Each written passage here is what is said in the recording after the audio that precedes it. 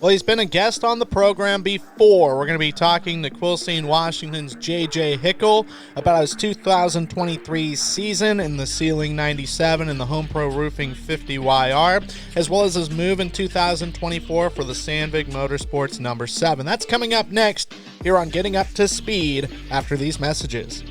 Dave's Home Supply specializes in cabinets, flooring, and countertops. Visit their website at daveshomesupply.com to look at products, services, financing, and even a free estimate. Are you looking for bookkeeping, payroll, or income tax services? Then check out the folks at For You Simple Bookkeeping. They are a licensed tax preparer throughout the entire United States. For more information, click on the link in the description. Well, he is a return guest here to the Getting Up to Speed podcast. It's J.J. Hickle. J.J. 2023.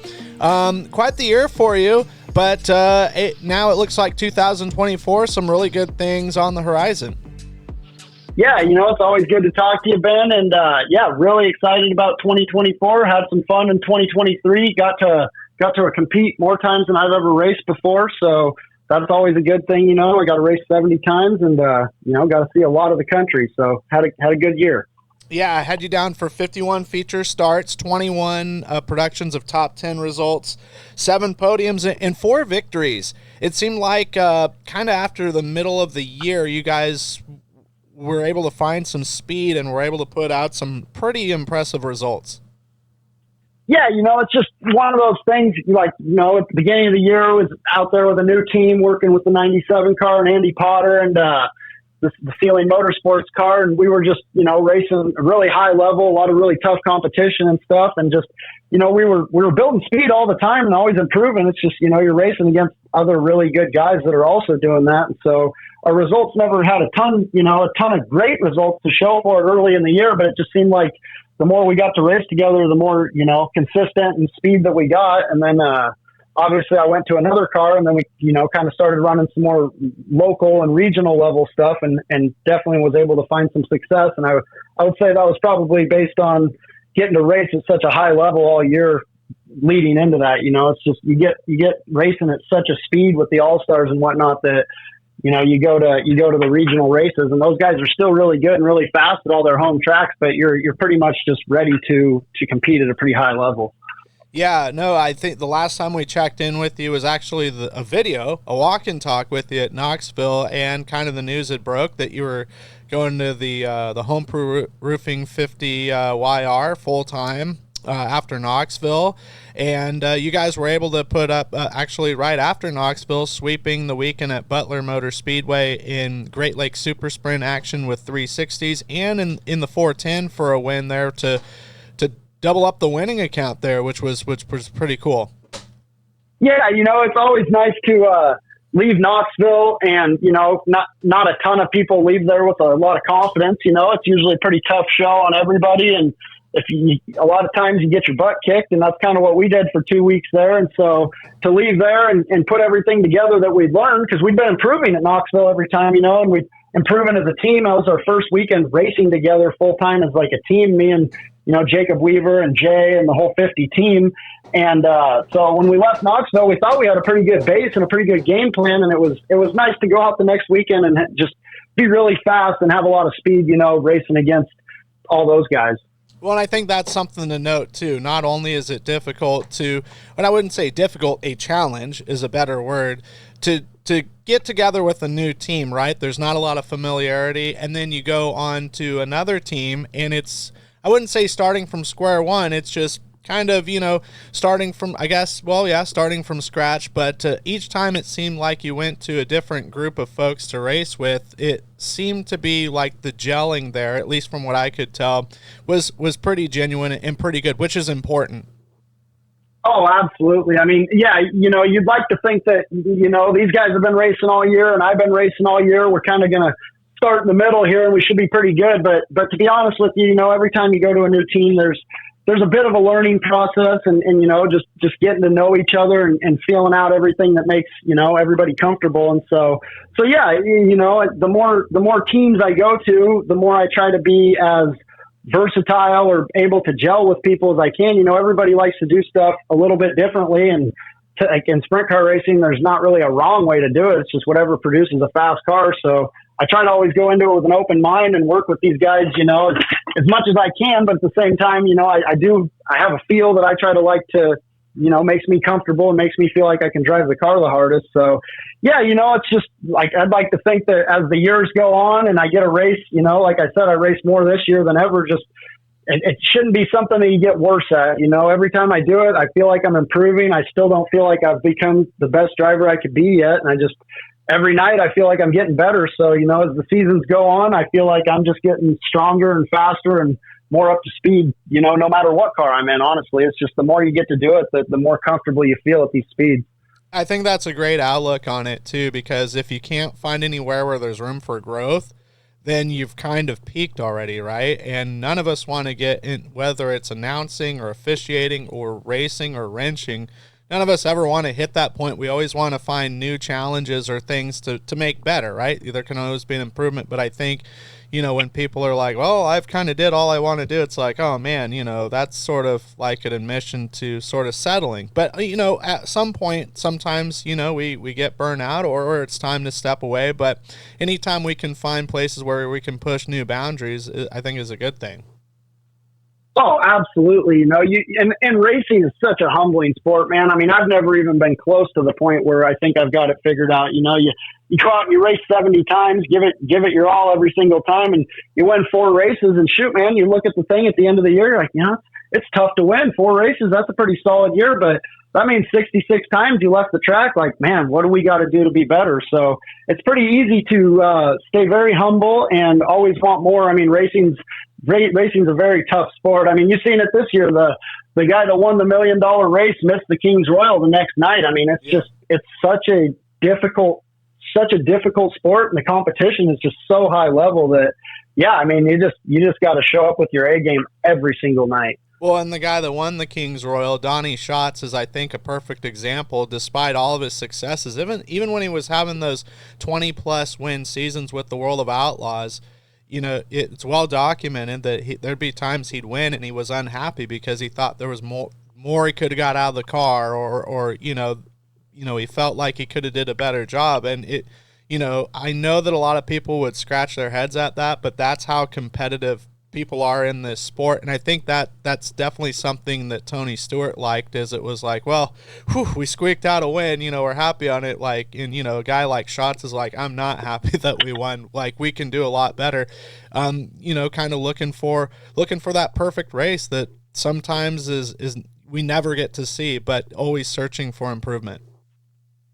Absolutely. I mean, as a driver, you go back in your head. I mean, there's been races we've won, and you feel like, you had a pretty good night, and in your head, you're like, man, on lap 4, getting into 3, I just messed up, killed about a half a straightaway there, and it's just, you see it all the time. Like, I watch all the West Coast stuff, especially since we get done early out in the Midwest now. I'm like, big time Justin Sanders fan, he's my buddy, but like very rarely in victory lane does he talk about like their car being good. He almost always talks, I mean, their car's always good and he knows it's good, but he always talks about where they were lacking and what they could have done better, and it's just like, and he's a winner. He wins as much or more than anybody on the West Coast, and that mentality is why, me and Ivan had a really good working relationship, and we'd be in victory lane, and he'd come up to me like, and we'd be, discussing what we could have done to probably get the car a little bit better. If we had a red flag right now, what would the adjustments be that we make, where some of the time we probably should have been just enjoying ourselves in the victory, but at the same time, I think that's what kept us always improving and progressing, Well, and you're an MMA fan and everything, and wrestling is an MMA sport, part of that MMA culture.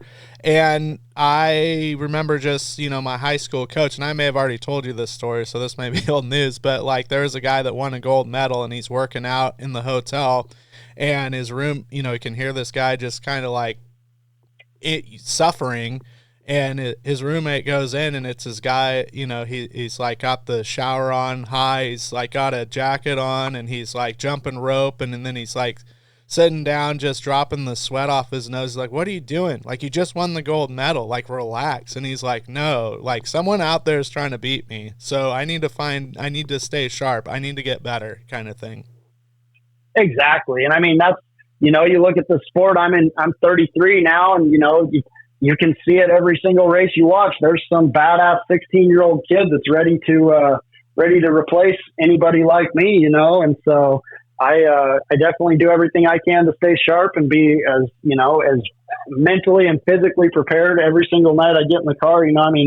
As a hired driver, that's kind of your one job, is like, you can never run out of tear-offs and you can never get tired. Those are things that you can control. The rest, you're going to make a bad choice. You might spin out every now and again, but like, those are things that you can control and always make sure that you're prepared, physically and mentally to go out and perform at, the highest level to try and give yourself and your team. These people put a lot of time and a lot of resources into preparing a car for a guy like me to go out and, be prepared also. Well, and something to note and not look over. June 24th, scoring a victory at Fremont Speedway. The Attica Fremont Championship Series that is ran between Attica and Fremont is really stacked with guys like Cap Henry, Jordan Ryan, Skylar G, even a guy that you've raced a lot with on the West Coast. Guys that, kind of stick in that area, but make it very tough to go in and compete. And you were able to crack off a win at the track that Action built. Yeah, that was definitely my favorite win of the year. Just it was the biggest win that we had all year, and it was me and Andy were trying so hard. We ran second a couple of times, and I was glad to get one done for the Sealing 97 team, and just like that race was just one of those nights where, there was a lot of good cars and we drew good. We ended up, we qualified good enough to get ourselves on the front row and just kind of did our job all night. And then the track was like nasty, hooked up and rough, and Andy just gave me pretty much a perfect car to be able to deal with that stuff. And yeah, it was the same deal. That was one of those deals, like back to what we were just talking about, where if I wasn't in as good a shape as I'm in, or if I wasn't, controlling my breathing or really, really prepared, that was one of those races where it was really going to wear a guy out.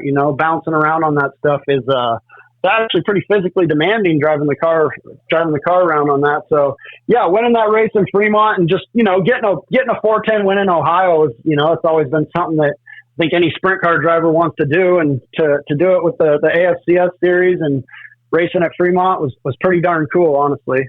Well, and the last time we had you on the podcast, you were getting ready to go in, and it was kind of one of those deals, expecting that it was going to be tough and different as well, and kind of, putting a pulse on how the racing scene is in Ohio. It's pretty evident to see it outside looking in. It is different in the way that there's all sorts of stuff going on, and it's one of those deals where you never know who's going to roll in, especially if there's a cancellation of a big race somewhere nearby. But for you personally, how hard was it to adjust to Ohio racing versus like Knoxville regular or with the ASCS series? Well, I would say that getting to go out and do the ASCS series really helped me out as far as being able to adjust to Ohio, just because we saw so many different surfaces doing the ASCS deal. And then, Ohio was so awesome to get to go there and to get a race at all these places that, you see on TV and you've always heard about, and it's so neat. Like, one place rains out and you got 3 other places racing the same night, and you just start kind of looking at the weather. And like you said, if there's a rain out or two, those races turn into pretty much like regional shows at local races, and any one of those local tracks has a handful of guys that are going to be really hard to beat, whether it's the local guys there or the all-stars there. Those guys they're just good racers.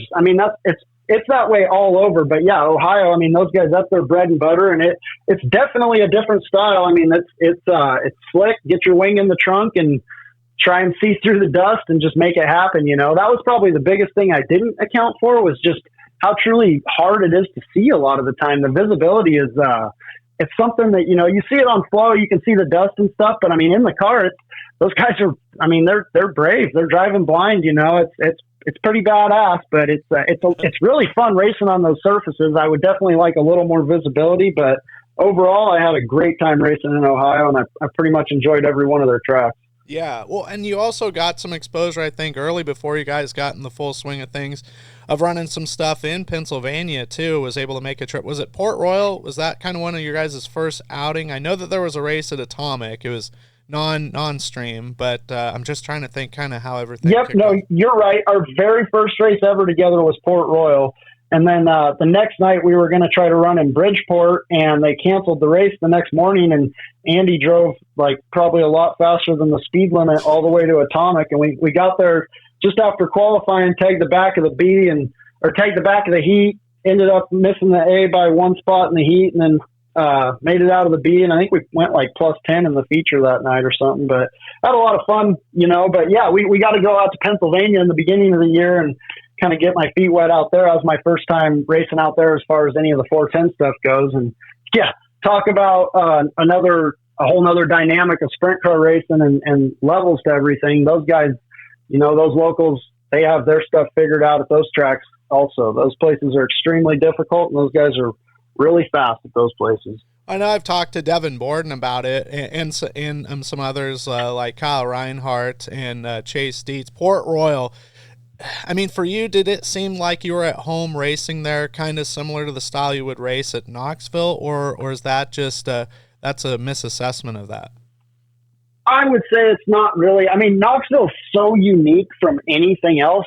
Port Royal feels a lot more like a normal racetrack than Knoxville, but it's just there's like, I mean, on a normal regular Port Royal run of the mill night, there's just no grip. I mean, Knoxville's got grip on the top and grip on the bottom, and Port Royal there's just no grip anywhere. So it's like people are like, man, do you feel like you're going fast? I mean, for a place that's called the Speed Palace, I mean, obviously when it's hooked up, it's a fast joint, it's a big, awesome place. But as far as just ripping around there on any given night, man, it feels like you're in slow motion. And that's probably why I never did very good there, because we just struggled badly to get connected to the racetrack. It's a whole nother level of slick, and those guys are pretty specialized in how tight and, gripped up they get their race cars to be able to race on that stuff. And it's just, I see why guys that are locals there, kick the out of towners' butts when they come to town, because it's a hard thing to adjust to, by the end of the night,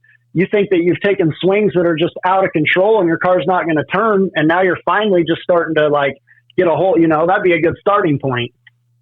Yeah. Well, and what about the stuff in Wisconsin? I mean, watching some of those tracks, again, what you see on Flow, what you see on other streaming networks may not be what you're seeing boots on the ground, or especially in the cockpit. But some of those racetracks like Wilmot and Plymouth kind of remind me of like some of the bull rings that you frequent in, like in California or even like in Oregon. Yep, I would agree with that. Definitely. Yeah. Wisconsin, so everything I just said about Pennsylvania being slick, for the majority of the time when I've been in Wisconsin, it's been quite the opposite. It's usually pretty sticky and pretty hooked up. I mean, they slick off too, but it seems like the majority of the time those tracks are really fast and juiced up. And they have quite a few little small tracks that are really fun to race at. I mean, that IRA series they do a lot of cool places, and they have a lot of cool races, and I love going to Wisconsin. We got to go to Plymouth a handful of times, and we got to go to Wilmot. That's a really unique little place, just a flat little, kind of reminds me of how Medford used to be maybe. Mm-hmm. But yeah, they definitely bring back Northwest short track vibes for sure. Well, and something was kind of cool with everything said and done, the year's wrapping up, and then you kind of have a unification with Blake Cook, and you guys went to do some Power Eye Bandit Outlaw Sprint Series races in, let's see, what was that, in Oklahoma, around Thanksgiving time. Yeah, we went down to that Tri-City Speedway there, Tri-State Speedway in Oklahoma there. It's right on the Oklahoma-Arkansas border, and yeah, man, that's a big, fast place. They had a radar gun there. I think we're going 130 miles an hour, and yeah, really, really neat place, and had a lot of fun. I've actually never gotten to race for Blake before. I've just kind of always been buddies with him and raced against his car, and we talk a lot, and pretty good buddy. And so to get out there and get a race with him for a weekend was a lot of fun. The first night we kind of just neither of us have ever seen the place, and we just kind of struggled with gearing and a few things like that, and then got our car pretty good by the end of the weekend. At the end of the first night we drove up from I think 20th to 10th, and then from 14th to 9th, and then the second night we had a little bit of motor issues and had to change a motor and take the back of the B, and shoot, man, by the end of the feature, we've gone from 20th to 10th, and we were still moving forward. Like, we had really good speed all weekend. Then the next night we went down to Tulsa, which is a real small little track, and I just got kind of caught up in a little short track deal. You know, a guy got his left front knocked off the thing, and he was still racing around, and I was just real leery behind him, and I just kind of got a little impatient and tried to get underneath him whenever I thought there was going to be an opening, and got up over his flat left front tire and tipped the thing over. But the only thing that bent on the whole car was the wing and the wing tree. So there's never a good crash, but as far as, you know, you never want to crash your buddy's car, but the fact that it still rolled and everything was all good at the end made me feel a little bit better about it. Well, and then just shortly after that, like right around before PRI, the announcement, the Sandvig number 7 back in action, and you're going to be behind the wheel of it. That's some pretty cool and exciting news. Yeah, man, I'm really excited to race for Mike and his dad, and I just can't wait to work with those guys. You know, I've seen that car go fast a lot. I've seen it have a lot of good results. It's won races all over the Midwest, and you know, I just hope to be the next guy that's winning races in the 7 car. I'm really grateful for the opportunity that Mike's given me, and yeah, racing season can't come soon enough. And obviously a lot of people waiting on schedules, and that's sort of kind of all over. I mean, there's still TBAs to fill out, but have you guys got anything kind of solidly put together, what you want to do, or are you just going to kind of pick and choose races in the area of the Midwest and then hit those?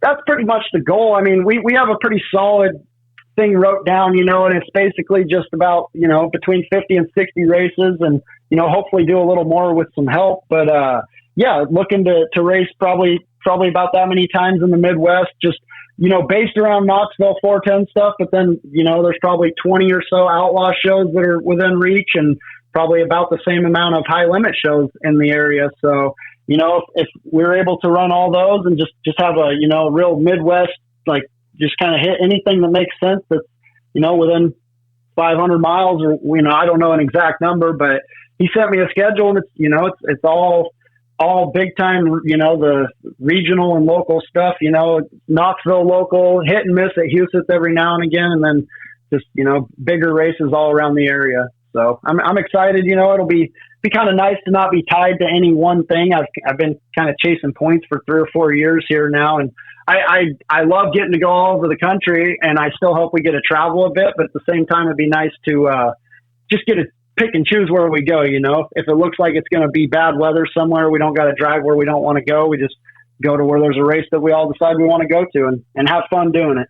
Well, what's really cool kind of in that area, and definitely this year, and I know even the year before was starting to make some splash, and I think is getting better, and is starting to kind of make its presence known, is that Power Eye 410 series that they got going. And it sounds like the MSTS is going to be having some 410 stuff in like the South Dakota, Nebraska, Iowa area, which I think is cool. I mean, that it kind of shows you the direction 410 racing is going, specifically in that part of the Midwest. Man, it's absolutely awesome, and it's exactly what the Midwest needed, you know, because it takes a lot of resources, and it takes pretty elite equipment to be able to just race Knoxville weekly. And there's not been a ton of racing in the area that really supplements, you know, guys that are just trying to, you know, they want to race 410s, but they might not have a motor that's going to be able to get them in competition at Knoxville. You know, you got to have pretty good stuff to race there. So having these series that are expanding and coming about that are 410 series in the area, to me is it is such a good thing. You know, it's great. It's a great time to have a 410. I mean, in the Midwest, especially, it just seems to me like it's definitely a rising tide is raising all ships. You know, it just seems like 410 racing is on the up, and having more places to go and more options to go, and you know, there's bigger paying races everywhere. It's really exciting time right now. Yeah, no doubt. I mean, I know 2015, 2016, they had the National Sprint League, which that got, you know, kind of the guys to go besides places like Houston, Jackson, and Knoxville. But unfortunately, that went away kind of just because, you know, it seemed like 410s were kind of going kind of in a little bit of a slump. I mean, that might be, you know, incorrect information on my part. At least, you know, for me, from somebody in the West Coast, it was, you know, there was a time where 410 racing, you know, as well, like on the West Coast, it was beyond on life support, and now it's bouncing back in really good ways. Yeah. Oh, it's so great to see. I mean, that's the thing is it's building back in the Northwest or on the whole West Coast right now. It seems like it's making a resurgence, and it's just, as a sprint car driver, there's nothing better than driving a 410. Like I prefer it with a wing on, but some guys don't. That's fine. I think that a wing 410 is probably the most fun race car you could drive. And, to me, having it become a class that's, everywhere and hopefully is a healthy thing, I don't see it being a bad thing, as long as it can be a healthy growth. And the way I always put it, by the time I'm ready to come back to Washington, it looks like there's going to be a pretty badass setup of racing here for me. Yeah, no doubt. I mean, there's, again, like I think you and I have discussed it off the air. Like it's easy for tracks to get shut down, classes to go away. What's hard is bringing it back. And we're seeing tracks come back, especially even in Ohio. Millstream being one of them, which is super cool. And I think Brush Creek, was the other one I heard that's going to be running some races. I can't. Yeah, and I see Hilltop. Oh, Hilltop. Hilltop's got a race on the schedule. Yeah. Hilltop. Yeah, and Husitz is probably one of the greatest stories of like a Lazarus resurrecting kind of from the dead kind of deal, where it was like written off like racing in the the Badlands, man, it was gone. Yeah, Sioux Falls area, like no more racing. You'd have to go to Sioux City to like Park Jeff to watch anything, and then COVID hits. Of all times, you would think that a racetrack wouldn't come back, but Todd Quering worked some incredible magic, and no doubt has helped that entire Midwest scene.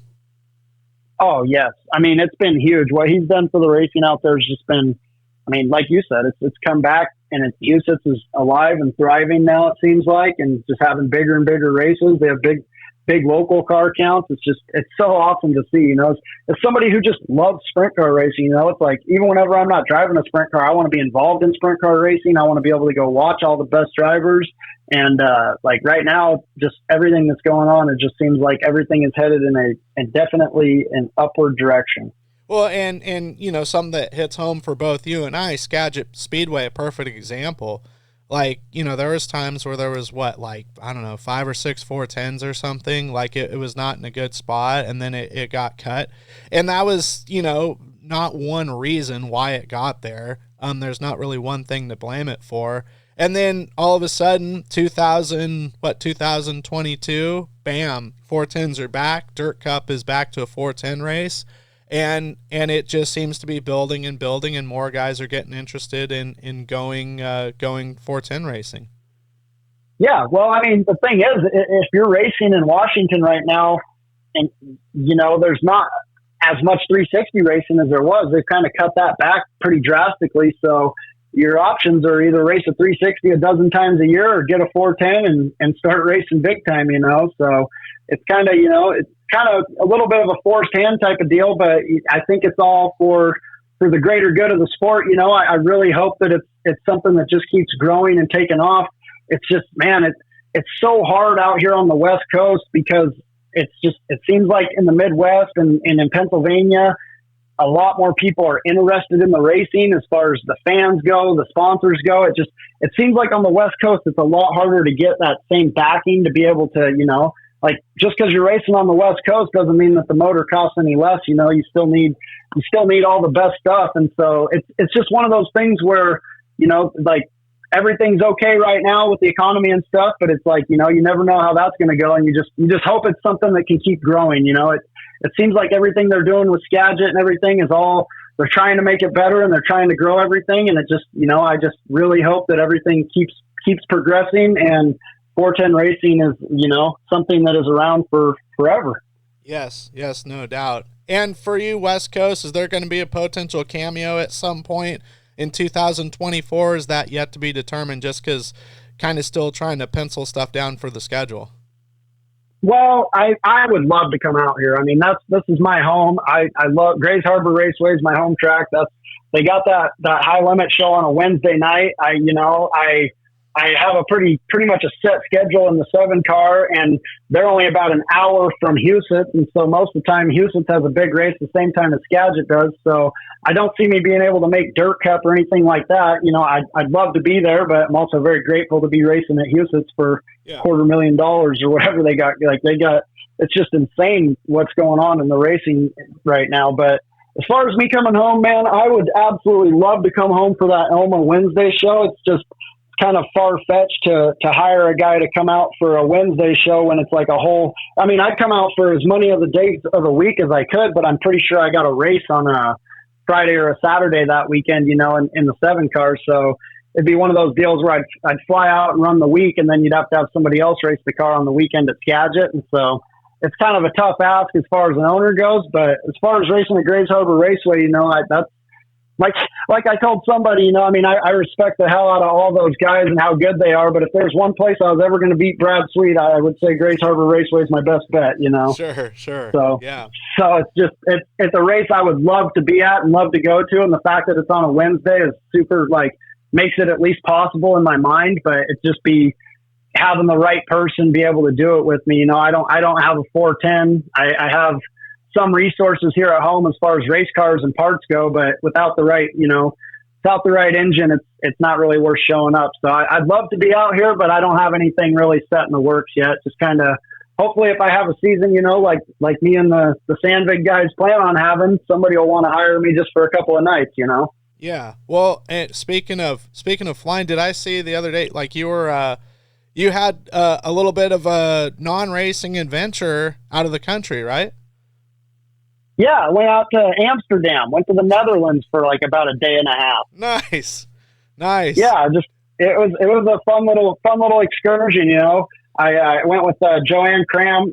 She took me. She didn't want to spend Thanksgiving alone, and I wasn't doing anything, you know, in the Midwest area there. And she's like a lead flight attendant, and said she could put me on the plane, put me right in the front, you know. And dude, I watched her work the whole way. Had a first class seat there and back, and we had a great time in Amsterdam. Got to see some cool stuff out there, and like you said, just a little away from racing vacation, which doesn't happen very often. Well, and it's nice. You kind of have to have that, not to like erase racing out of your life, but you know, you got to switch it up because, man, we're pretty much doing this 12 months out of the year, so it's nice to have something non-racing related, just to say we do some normal things, I guess. So, well, absolutely. I mean, it was a good disconnect. You know, I mean, I had a lot of fun racing this year, and I'm very grateful to have gotten to race 70 times. But it was also, you know, it was very difficult. You know, it's hard to struggle. It's hard to be with different teams, and you know, I hated leaving the 97 car. I just felt like I needed to do that because it was better for me. And it's just, you know, it was a tough year mentally, and you know, just. I got over a tough winter and had kind of a tough year. It was nice to just go take a couple of days there and then, you know, kind of reboot. And now I'm back in Washington here for the winter to spend with like my cousins and my family and stuff for Christmas and whatnot. So just trying to you know, disconnect a little bit, but also just basically just refresh and be ready to go next year. You know, if I told you I wasn't thinking about racing while I'm here, that'd just be dishonest. You know, it's pretty much.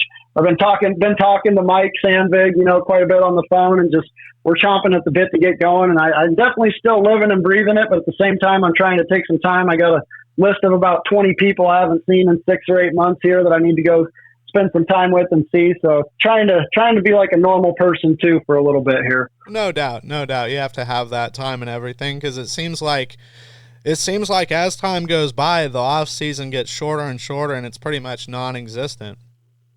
Man, if it was the way I wanted it to be, I'd be in Australia right now, and I just wouldn't have an off season. You know, I gotta get my results on the up and up here, so I can get some more opportunities to have less of an off season.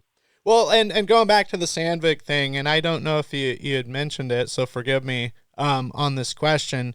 That team, you know, they had a couple different drivers last year, Brooke Tatnall, Ian Madsen, I think Linton Jeffrey was in it, ironically, all Australians. And then it just kind of, it went away, it seemed like. How did the whole process get to where you and Mike got together and decided, hey, you're our guy, we're going to go racing in 2024? Yeah, I mean, that's always an interesting deal, you know, and it's just, honestly, it's just one of those deals. I posted on social media with a picture of my seats in front of my street car and just said, I'm looking for something full time next year. And, kind of funny enough, last year when I lost my ride in the 25 car, I actually got Mike's number and reached out to him and just inquired about maybe running a little bit at the end of last year. And he said his stuff was all winterized, and kind of in my head, he was totally polite and everything was good, but I'm like, oh, he didn't seem very interested in going racing with me. And then whenever I posted that on social media, he reached out to me and said that they were looking to do something this year. And then we just kind of had to logistically start trying to put it together. And it just one of those things where they needed a driver and I needed a home, and we've raced against each other enough to, I think, just have like kind of a mutual respect. I've seen their car go fast and they've seen me go fast in other cars. And so we kind of probably both are thinking, man, if we work together, we could probably go fast. Yeah, no, super cool. Yeah, just one of those things where just seemed to work out really good, and now it's just one of those things where we're kind of trying to build backing and just build a team to be able, the more we're able to get, the more we're able to expand our schedule. And, I think it'll be a pretty exciting season. Well, and something cool I was going to note on you as well is, your time in Michigan. It seemed like you became quite the Detroit Lions fan, because there was a lot of postings of going to games. It's like, holy smokes, this guy, he's going all in for the blue and silver. No, I wouldn't go that far. So that's the thing. The first game I went to was actually the Seahawks-Lions game, and I had all my Seahawks gear on, and we beat them in overtime, so that was awesome. And then the next game I went to was a Detroit Lions Green Bay Packers game, and my car owner Shannon, him and his son are Green Bay Packers fans, and we were racing in Wisconsin that weekend, and it was a Thursday night game, so he got us tickets to go watch the Lions. They just happened to be playing the Lions. But that night I did wear blue because I'd rather see the Lions win than the Packers. Sure. But my buddy Jacob Weaver, he was the crew chief on the 50 car when I was there, like the majority of the time, and he's a pretty big Lions fan. And I started rooting for him. As long as they weren't playing against the Seahawks, I like the Lions. I think they're a fun team to watch this year. So even when they're ahead by 21, they still might lose. And so. But they've been. I enjoy watching the NFL, and I do love. This is like the most games I've gotten to go to this year. It's been pretty fun. I actually just went to the Monday night game. Cam Smith picked me up at the airport and was like, "Man, I got some free tickets to go to the game tonight." So I went with him and his family to the Monday night football game here the day I landed in Washington. And so that ended up being a barn burner too. Dude, it was an awesome game. Like the whole game is like, man. Just kind of felt like we were just never in it. And then at the end, it's like, wow, we have a chance. And then a bunch of guys stepped up and played pretty clutch, and we made it happen. It was definitely a really fun game to go to. And we were sitting just back far enough to where we were dry the whole time. You could see the rain, but it wasn't hitting us. So it was like, it was a darn good time. Yeah. Yeah, no, that's totally cool. I've never went to an NFL game, but I mean, knowing my luck, it would be like the Niners and the Seahawks, and that'd be a tough choice. So, but yeah. Yeah, they do play twice a year, so it definitely could happen that way. But man, you ought to go check out a game. It's a pretty fun atmosphere. For sure. Well, JJ, it's been great catching up with you, and it sounds like there's some really exciting things on the horizon for you. I know I ask this every time, but any people that you want to thank, or any sponsors that you want to thank that have made 2023 possible, or that will be making 2024 possible? Yeah, I mean, definitely everybody who supported me in 2023, the Ardent Racing, Hers Performance, Hers Precision Parts, I guess I should say, Windsor Construction, McIntyre Insurance Group, everybody from the Home Pro team, pretty much just, everybody who supported me. The biggest thing is just like all my fans and my friends and everybody, it's been a tough year or so. And so I just really appreciate all the support. And I feel like I'm getting back to where I need to be, mentally and everything. And I'm very grateful, super thankful to everybody who's let me drive their car, and very, very grateful to the Sandvig team for an exciting 2024 coming up here. And obviously there's multiple outlets that folks can follow along as far as your upcoming races or race results, or whenever there's a merchandise run. What are those best outlets? The best bet is my Facebook, JJ Hickle Racing page. I mean, I try to update my Instagram. I put real short updates on my Twitter with race results and stuff. I'm not the most tech savvy guy in the world, but I do try pretty hard to respond to everything on Facebook and do a good job on there. And then I usually just copy paste it to Instagram. So I would say just Facebook and follow along. I try to make sure I post every single week. I do everything, and whether it's good or bad, there'll be results.